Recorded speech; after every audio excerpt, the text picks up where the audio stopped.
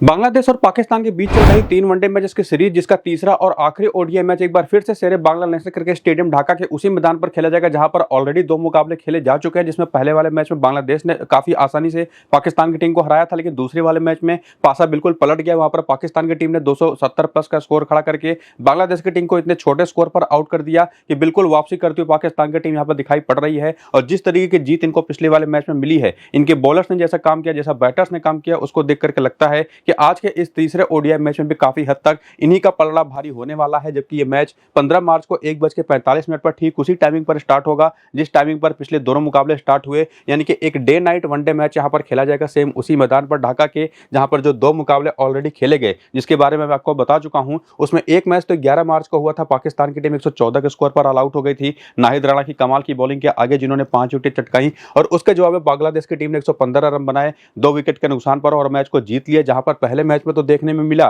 कि मैच के आगे बढ़ने के साथ साथ जो पिच थी वो बैटिंग करने के लिए काफी आसान होती चली जा रही थी, लेकिन उसका एक ही रीजन जो आपको मैंने पिछले वीडियो में भी बताया था कि जो पिच वहां पर मिली थी उस पर डेड ग्रास की जो कवरिंग थी, जो सूखी घास होती है, वो काफी अच्छी थी। और चूंकि दिन भर उस पर धूप पड़ी थी दोपहर 1-2 बजे तक, तो उसकी वजह से गेंद थोड़ी सी फंस करके बल्ले पर पहली इनिंग में खास करके आ रही थी और बाउंस काफी अच्छा था और पाकिस्तानी बैटर्स उस तरीके की बॉलिंग के लिए तैयार थे भी नहीं, तो वहां पर काफी जल्दी आउट हो गए। और बाद में चूंकि टेम्परेचर शाम के दौरान ड्रॉप होता है तो वो कंडीशंस थोड़ी सी बैटिंग करने के लिए अच्छी हो गई। और बाकी अगर हम बात करें, जब दूसरा मैच खेला गया फिर से बांग्लादेश की टीम ने टॉस जीत करके पाकिस्तान को ही पहले बैटिंग करने के लिए बुलाया, वो सेम पिच पर, लेकिन इस बार पाकिस्तान की टीम ने काफी संभल करके बैटिंग करी। शुरुआत में ही 10 ओवर में 85 रन बना दिए बिना किसी विकेट के नुकसान पर, जिसमें उस प्लेयर ने बड़ा रोल प्ले किया जिसके बारे में आपको मैंने पिछले वीडियो में भी बताया था कि आज के वो ट्रम्प होंगे, जो कि हो भी गए। माज सदाकत जो कि बहुत अच्छे लेफ्ट हैंडेड बैटर हैं, अच्छे खासे शॉट्स खेल रहे थे, क्लासी शॉट्स, और उसके बाद उन्होंने अपने 75 रन की धमाकेदार पारी के दम पर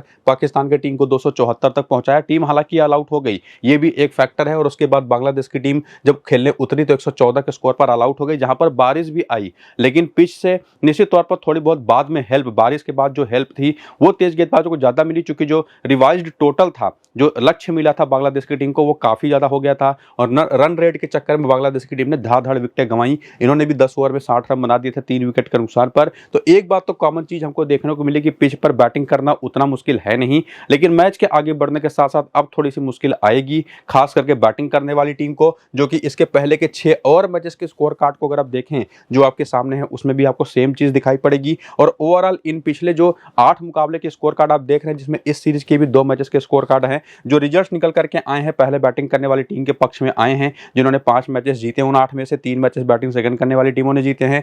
स्पिन को 79 और पेस को 52 विकेटें मिली हैं। इनिंग के हिसाब से भी अगर आप देखें तो मैच के आगे बढ़ने के साथ साथ स्पिनर्स का डोमिनेशन जो कि दोनों इनिंग्स में काफी हद तक रहा है और पेसर्स को ज्यादातर विकेटें पहली इनिंग के अंदर मिली हैं। तो इस पिच रिपोर्ट के बेसिस पर जो पिछले हुए कुछ मैचेस के आधार पर आपने देखा, ये तो कम से कम समझ में आता है कि स्पिनर्स इंपॉर्टेंट हैं, पेसर्स पहली इनिंग में इंपॉर्टेंट हैं, लेकिन बैटिंग करने के लिए कंडीशंस भी काफी अच्छी हैं। खास करके अगर गेंद 30 से 35 ओवर तक कंडीशन बहुत अच्छी होती है बैटिंग करने के लिए, खास करके मैं बात बता रहा हूं। तो शुरुआती जो टॉप ऑर्डर के बैटर्स होंगे वो, और प्लस जो बॉलर्स है दोनों टीमों के, खास करके स्पिनर्स, वो काफी इंपॉर्टेंट रहेंगे। और जो स्लोअर वंस अच्छी करते हैं अच्छे पेस के साथ, वो सारे बॉलर काफी इंपॉर्टेंट रहेंगे। तो वो कौन कौन से ऑप्शंस हैं वो तो आगे आपको बताऊंगा ही। बाकी आज के इस मैच में जब टॉस हो जाएगा तो ये भी अपडेट आपको मैं दूंगा टॉस की बात, कि किस पिच पर मैच हो रहा है, सेम वही पिच है या कोई डिफरेंट फ्रेश ट्रैक मिल रही है। तो टेलीग्राम और व्हाट्सएप चैनल को उस अपडेट के लिए जाकर के जरूर ज्वाइन करिए, वहीं पर आपको मैं फाइनल टीम भी दे दूंगा। तो टेलीग्राम और व्हाट्सएप चैनल का जो लिंक है वो इसी वीडियो के डिस्क्रिप्शन में और कमेंट बॉक्स में जो पिन किया हुआ कमेंट है वहां पर आपको देखने को मिल जाएगा। जाइए जल्दी से क्लिक करके ज्वाइन हो जाइए। और अपडेटेड रहने के लिए ना सिर्फ इस मैच में बल्कि अब तो ढेर सारे मैचेस स्टार्ट हो रहे हैं। न्यूजीलैंड की विमेंस और मेंस टीमों के खिलाफ साउथ अफ्रीकन टीम गई है वहां पर T20 सीरीज खेलने, और उसके बाद वेस्ट इंडीज और ऑस्ट्रेलिया की विमेंस टीम की भी T20 सीरीज स्टार्ट होने वाली है 19 मार्च से, उसको भी कवर करेंगे। तो टेलीग्राम पर एक्टिव रहेंगे तो लगातार टीमें आपको मिलते रहेंगे। फिलहाल तो ये आपके सामने है प्लेइंग 11 और बैटिंग ऑर्डर बांग्लादेश का जो पिछले मैच में खेला था, जिसके बारे में बार बार रिपीट करने की जरूरत तो है नहीं, सब कुछ आपके सामने है। लेकिन उसमें जो बेंच इनका है अगर आप उसको देखें तो शरीफुल इस्लाम है, सौम्य सरकार है, महिदुल इस्लाम एंकन है और तनवीर इस्लाम है। इन दोनों में से, इन चारों में से अगर हम बात करें तो खास करके सौम्य सरकार हो सकता है आपको सैफ हसन की जहां पर खेलते दिखाई पड़ जाए ओपनर के तौर पर, बाकी तनवीर इस्लाम एक लेफ्ट आर्म ऑर्थोडॉक्स बॉलर के तौर पर, अब देखना पड़ेगा किसकी जगह पर, लेकिन खेलते हुए दिखाई पड़ सकते हैं। हो सकता है इनको आफीफ हुसैन की जगह पर मौका मिल जाए। और बॉलिंग जो कुल टोटल हुई पिछले वाले मैच में, जहां पर आफीफ हुसैन ने केवल 1 ओवर ऑफ स्पिन का किया, बाकी सभी बॉलर आपको 9 से 10 ओवर की बॉलिंग करते दिखाई पड़े, जिसमें तस्कीन अहमद और मुस्तफिजुर रहमान ने आप देख सकते हैं जिस ओवर में आकर के बॉलिंग करी, उससे साफ पता चलता है कि पावर प्ले के लगभग सारे ओवर यही करेंगे, जिसमें 1-2 ओवर आकर के नाहिद राणा ने भी पावर प्ले में 3 ओवर किए टोटल, और बाकी उसके बाद मिडिल ओवर में, और चूंकि डेथ ओवर की बॉलिंग अगर हम बात करें खास करके तो वो मेजोरिटी करते हैं नाहिद राणा और प्लस रिशद हुसैन जो इनके लेग स्पिन बॉलर हैं। तो वो सारे नंबर आप देख करके एक आइडिया लगा पाएंगे कि कौन सा बॉलर ज्यादा मौका कहां पर पाता है एज ए बॉलर, तो उससे आपको काफी आसानी होगी पिच रिपोर्ट के बेसिस पर प्लेयर को पिक करने में, जो कि आगे आपको मैं बता ही दूंगा। फिलहाल तो यहाँ पर आपके सामने करियर के आंकड़े भी है कि वनडे क्रिकेट के अंदर कैसा बांग्लादेशी प्लेयर्स का परफॉर्मेंस रहा था इस सीरीज के पहले, और इस सीरीज के जो 2 मुकाबले हो चुके हैं उसमें जो परफॉर्मेंसेस निकल करके आई, और ओवरऑल जो पिछले 8-10 मैचेस में रीसेंट फॉर्म रहा है बांग्लादेशी प्लेयर का वो कैसा है, उसको अगर आप देखें तो तंजीद हसन जो पहले मैच में तो 67 नाबाद की पारी खेल गए, दूसरे मैच में लेकिन फ्लॉप रहे। हालांकि इसके पहले भी अगर आप देखेंगे तो काफी अच्छे फॉर्म में रहे थे। तो एक चीज तो आप कह सकते हैं कि ओवरऑल ऑन एन एवरेज काफी बढ़िया फॉर्म में चल रहे हैं। बाकी इसके बाद आते हैं सैफ हसन जो इस सीरीज में तो बिल्कुल नहीं चले, हालांकि उसके पहले काफी बेहतर फॉर्म में थे, लेकिन निश्चित तौर पर जिस तरह से पिछले 2 मैचेस में आउट हुए हैं उससे देख करके लगा है कि पाकिस्तानी बॉलिंग वो इनको काफी परेशान कर रही है। और सेम चीज नजमुल हसन संटो को भी लेकर के आप कह सकते हैं, जो पहले मैच में तो 27 रन बना गए लेकिन पिछले मैच में बिना खाता खुले आउट हो गए, हालांकि इसके पहले भी बहुत अच्छे फॉर्म में थे नहीं। बाकी लिटन दास इन्होंने एक 41 रन की बड़ी अच्छी पारी खेली। तो जो इनका टॉप ऑर्डर है, टॉप के जो 4 बैटर्स हैं, और उसमें अगर आप एक और ऑप्शन तौहीद हृदय जिन्होंने पिछले मैच पर 28 रन बनाए इनको भी इंक्लूड कर दे, तो एक चीज अगर मैं आपको अपनी समझ से कहूं, इन सभी चारों प्लेयरों को तंजीद हसन के अलावा बाकी चारों प्लेयरों को खेलते हुए एक चीज कम से कम समझ में आई कि इस टीम के अंदर जो सबसे सेफ ऑप्शन है बाकी की बैटिंग में, वो निश्चित तौर पर अगर आप ग्रेडिंग करें खास करके तो तौहीद हृदय सबसे सेफ ऑप्शन है। सेकंड बेस्ट ऑप्शन यहाँ पर हो सकता है लिटन दास, थर्ड बेस्ट ऑप्शन हो सकता है यहाँ पर सैफ हसन, और कहीं आखिरी मौके पर जाकर के अगर आप कोई बहुत बड़ा रिस्क ले सकते हैं, एक ट्रम्प प्लेयर आपको चाहिए, तो वो आप नजमुल हसन संटो के तौर पर आप पिक कर सकते हैं। लेकिन सबसे सेफ मेरे हिसाब से तौहीद हृदय ही है इस पूरी बैटिंग लाइनअप में तंजीद हसन के बाद, जिनको आप लेके जा सकते हैं। Second best option, third best option कौन कौन है वो भी आपको मैंने क्लियर कर दिया। तो इनमें से किसी एक बैटर को तो आपको लेना है, तो किसको लेना है वो आप मेरे हिसाब से जो ग्रेडिंग है उसकी बेसिस पर तय कर सकते हैं। इसके अलावा इनका फॉर्म भी दे सकते हैं उसके पहले, वरना आपके पास और भी ऑप्शन जो मौजूद है उसमें आफिफ हुसैन है, जिनको मैं सजेस्ट तो नहीं करूंगा, लेकिन मेहदी हसन मिराज ये तो सीधे सीधे कप्तान है, बस कप्तान की भी one of the best option में से एक होते हैं, जिन्होंने पिछले 2 मैचेस में कमाल की बॉलिंग करते हुए 5 विकेट चटकाई है। बाकी रिशद हुसैन जिनको पिछले मैच में ओवर ही 2 मिले थे तो उसमें इनको विकेट मिल नहीं पाया, तो उससे तो आप जज नहीं करेंगे, लेकिन पिछले मैच में जब इनको पूरे 10 ओवर की बॉलिंग मिली तब 3 विकेट निकाल करके इन्होंने दिखा दिया कि अपनी लेग स्पिन बॉलिंग से कितना परेशान कर सकते हैं पाकिस्तानी बैटर्स को। नाहिद राणा पिछले मैच में 1 ही विकेट ले पाए, लेकिन पहले मैच में 5 विकेट लिया था, आपको पता है। तस्किन अहमद उतने प्रभावी नहीं दिखाई पड़े, हालांकि विकेट इन्होंने दोनों मैच में लिया है, लेकिन वो तरीके की बॉलिंग ये कर नहीं पा रहे जिसके लिए जाने जाते हैं। इसके पहले भी हालांकि ठीक ठाक फॉर्म में थे, तो अगर आप इनको ट्राई करना ही चाहते हैं तो एक ट्रम्प ऑप्शन के ही तौर पर आप इनको लेके जा सकते हैं। सेम चीज आपको यहाँ पर मुस्तफिजुर रहमान को भी लेकर के मैं कहूंगा, विकेट लेकर के गए हैं पाकिस्तान के खिलाफ, इनका रिकॉर्ड भी ओवरऑल बहुत अच्छा है जो आगे आप देखेंगे, लेकिन उतने कमाल के ऑप्शन दिखाई नहीं पड़ते। तो इन दोनों में से कोई भी एक ऑप्शन आप ट्राई कर सकते हैं, खास करके तब अगर इस टीम की सेकंड इनिंग की बॉलिंग हो या इवन पहली इनिंग की बॉलिंग हो, तो भी किसी एक को ही लेके जा सकते हैं। बाकी ये 3 और 1 4 ऑप्शन जो हो सकते हैं और सेफेस्ट, वो भी आप यहाँ पर देख ही पा रहे होंगे। बाकी ग्रेडिंग बेसिस पर कौन सा प्लेयर किस टीम में आ सकता है आपके, कितना रिस्क लेकर के, वो भी आप यहाँ पर समझ तो गए हैं रिसेंट फॉर्म के हिसाब से। लेकिन उसी में एक और डेटा हम देखेंगे हेड टू हेड का, और यहाँ पर देखेंगे तो निश्चित तौर पर तंजीद हसन के 3 मैच में 68 रन है, जो कि ठीक ठाक नंबर्स हैं पाकिस्तान के खिलाफ। लेकिन जो बाकी बैटिंग है वो तौहीद हृदय तक आए अगर आप, तो सबसे बेहतर कोई ऑप्शन दिखाई पड़ रहा है तो लिटन दास। 6 मैच में 143 रन है, 28 का एवरेज है, जो मेरे हिसाब से सेकंड बेस्ट ऑप्शन है जिनको आप ट्राई कर सकते हैं। वो चीज मेरा रहेगा अभी भी। बाकी मेहदी हसन मिराज के 6 मैच है, 12 विकेट है, 45 रन है। रिशद हुसैन के, नाहिद राणा के नंबर्स आप देखेंगे तो ओवरऑल काफी ठीक ठाक हैं, और इवन नाहिद राणा के तो बहुत ही अच्छे हैं। बाकी तस्किन अहमद के आंकड़े जैसी परफॉर्मेंस लाई है उसी बेसिस पर दिखाई पड़ रही है। 7 मैच केवल 6 विकेट है। मुस्तफिजुर रहमान के 5 मैच में 11 विकेट है। शरीफुल इस्लाम के आंकड़े आप देख सकते हैं। सौम्य सरकार अगर बाई चांस आज खेलते हैं टॉप ऑर्डर पर, सैफ हसन या किसी के भी जगह पर, तो इनके भी आंकड़े आप देख कर रखिए। पाकिस्तान के खिलाफ ये हमेशा बेहतरीन खेलते रहे हैं, और अगर टीम में खेलते हैं चूंकि ये right hand medium pace bowling भी करके दे सकते हैं, तो निश्चित तौर पर एक बहुत अच्छा ऑप्शन हो जाएंगे। बाकी इस मैदान पर भी परफॉर्मेंसेज अगर आप ओवरऑल देखें तो काफी एवरेज ही है हर एक बैटर की। सबसे बेहतर किसी का तो तंजीद हसन का ही है वनडे क्रिकेट में। आफिफ हुसैन भी यहाँ पर ठीक ठाक खेल गए हैं। मेहदी हसन मिराज के आंकड़े एज ऑलवेज जैसा होना चाहिए वैसा ही है, जबरदस्त। और उसके बाद रिशद हुसैन भी इस मैदान पर काफी शानदार बॉलिंग करते रहे नाहिद राणा भी, इवन तस्कीन अहमद के आंकड़े भी इस मैदान पर हैं तो बड़े अच्छे, लेकिन फिलहाल इस सीरीज में नहीं चल पा रहे। मुस्तफिजुर के भी 34 मैच में 61 विकेटें हैं और बाकी खिलाड़ियों के आंकड़े इसमें तनवीर इस्लाम बाई चांस अगर आते हैं तो इनके भी नंबर आप देख करके रखिए, ऑलरेडी बता भी चुका हूं। और इवन सौम्य सरकार ये भी यहाँ पर काफी बेहतर खेलते रहे हैं, तो सौम्य सरकार हो गए, तनवीर इस्लाम हो गए, ये एक बड़े अच्छे प्रोस्पेक्टर्स रहेंगे अगर आज के इस मैच में खेलते हैं तो। और जो आपको मैंने पीछे प्लेयर्स को लेकर के कहा था कि कौन से 4 सेफेस्ट ऑप्शन हैं और उसमें एक और बैटर अगर आप लेना चाहते हैं तो 5वां कौन सा बेस्ट ऑप्शन हो सकता है, एक और बॉलर लेना चाहते हैं तो उसमें से 5वां कौन सा ऑप्शन हो सकता है, वो भी क्लियर कर दिया, जिसमें इन आंकड़ों के बेसिस पर भी आप चीजें समझ सकते हैं। लेकिन फाइनल 1-2 प्लेयर जो होते हैं ना, वो तो टॉस के बाद ही हम तय कर पाते हैं, जो कि आपको मैं टेलीग्राम व्हाट्सएप पर बताऊंगा ही। फिलहाल तो आप कमजोरियां देखने का आए कि बांग्लादेशी बैटर्स की वीकनेसेस क्या रही है जब ये फेस करते हैं पाकिस्तानी बॉलिंग को, तो वो भी आपके सामने है। फिलहाल तो आप यहाँ पर देख सकते हैं कि सैफ हसन हो गए, नजमुल हसन संटो हो गए, लिटन दास हो गए, इन तीनों के खिलाफ शाहीन आफरीदी बहुत ही ज्यादा इफेक्टिव ऑप्शन होते हैं हमेशा। और प्लस उसमें आपको मोहम्मद वसीम जूनियर भी दिखाई पड़ जाएंगे।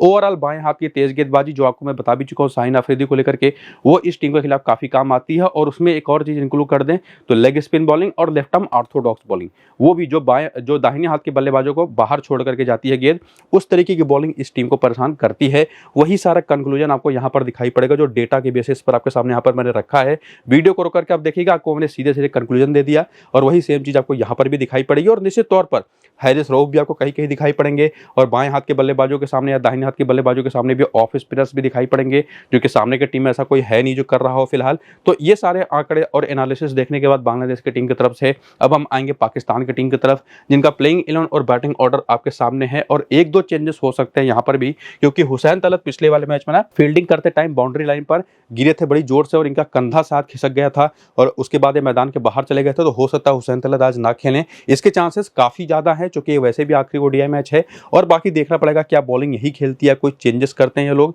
क्योंकि इनके पास जो ऑप्शन है, अबरार अहमद को पिछले मैच में रेस्ट करा दिए थे लोगों ने, साद मसूद एक बहुत ही इंटरेस्टिंग ऑप्शन हो सकता है जिनके बारे में आगे बात करेंगे। बाकी इन दोनों में से तो मुझे कोई खेलता दिखाई नहीं पड़ रहा, लेकिन देखेंगे, हो सकता है कोई खेल ही जाए। साद मसूद आपको हुसैन तलत की जहां पर खेलते दिखाई पड़ सकते हैं, इसका चांस काफी अच्छा है। बाकी जो बॉलिंग पिछले मैच में 5 बॉलरों ने करी, जिसमें बहुत ज्यादा बॉलिंग तो इनको करनी नहीं पड़ी क्योंकि जल्दी आउट हो गई सामने वाली टीम, वो सारा डेटा आप यहाँ पर देख सकते हैं। बाकी करियर के आंकड़े देखना चाहें तो वो भी देख सकते हैं, जो कि इस सीरीज के स्टार्ट होने के पहले बहुत सारे प्लेयर थे, गाजी गौरी हो गए, शामिल हुसैन हो गए और इवन ऊपर से साहिबजादा फरहान का भी ये डेब्यू सीरीज था वनडे क्रिकेट के अंदर। और बाकी प्लेयरों का जिनका जिनका डेब्यू नहीं हुआ था उनका लीस्ट एक करियर स्टेट आपके सामने है और जिनका निश्चित तौर पर वनडे क्रिकेट में इतिहास रहा है वो भी आपके सामने है। और उसके बाद रीसेंट फॉर्म पिछले 2 मैचेस का, जिसमें क्लियरली आपको पता है कि पहले मैच में इनकी पूरी बैटिंग कोलैप्स हो गई थी, जिसमें केवल एक बैटर ठीक ठाक दिखाई पड़ा था, वो थे यहाँ पर काफी हद तक साहिबजादा फरहान। इवन मैंने आपको उस मैच के लिए माज सदाकत को भी बताया था कि 18 रन जो इन्होंने बनाए थे आराम से बनाए थे, लेकिन जो शॉट्स खेले थे बड़े अच्छे खेले थे। और वही सेम चीज रिपीट हुई पिछले मैच में, 75 रन की कमाल की पारी, 3 विकेट भी लेकर गए।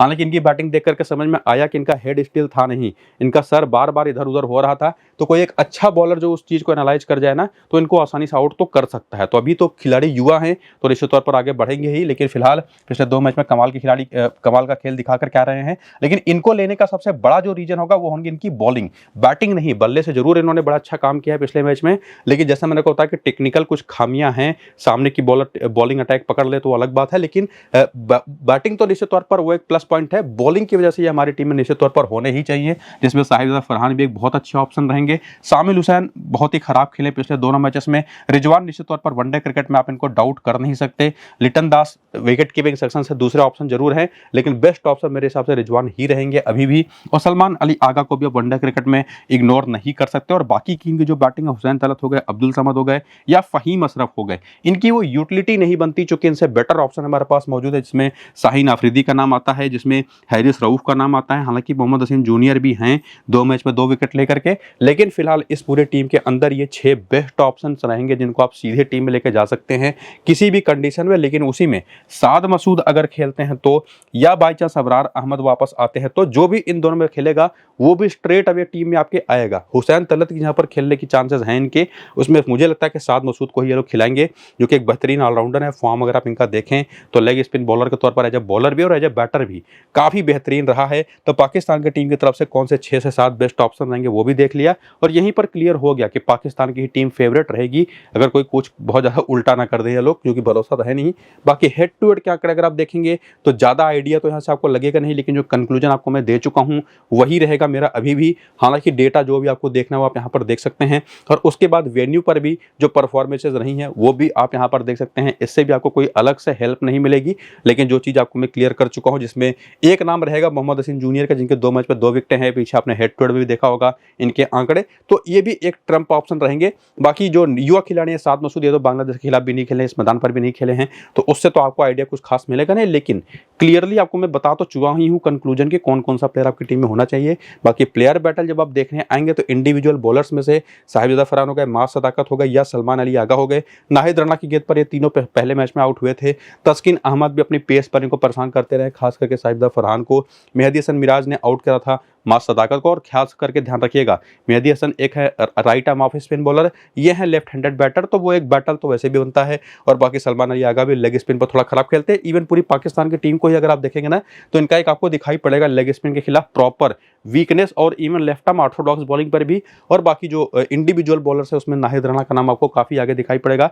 और चूंकि लेग स्पिनर के खिलाफ इनकी कमजोरियां रही हैं, तो रिशद हुसैन का भी नाम आपको दिखाई पड़ेगा। तो अभी तक के इस पूरे वीडियो में एक बात तो क्लियर हुई कि बांग्लादेश की टीम फिलहाल अब फेवरेट नहीं है। अगर पाकिस्तान की टीम कोई बहुत बड़ा ब्लंडर ना कर दे, जीतने पाकिस्तान की ही टीम है मेरे हिसाब से आज के इस मैच को भी। बाकी तो जो टॉस के बाद के अपडेट्स होंगे वो आपको मैं टेलीग्राम और व्हाट्सएप पर बताऊंगा, जहां पर एक चीज जाननी जरूरी होगी कि यूज्ड पिच है या फ्रेश। और बाकी जो मेरी अपनी फाइनल टीम बनेगी उसकी बेसिस पर वो तो आपको मैं टेलीग्राम और व्हाट्सएप पर दूंगा ही। लिंक आपको टेलीग्राम और व्हाट्सएप का इसी वीडियो के डिस्क्रिप्शन में और पिन कमेंट में मिल जाएगा, जाके क्लिक करके ज्वाइन हो जाइए तुरंत। बाकी वीडियो को शुरू से अंत तक पूरा देख लीजिए। फिलहाल चलते हैं, नमस्कार।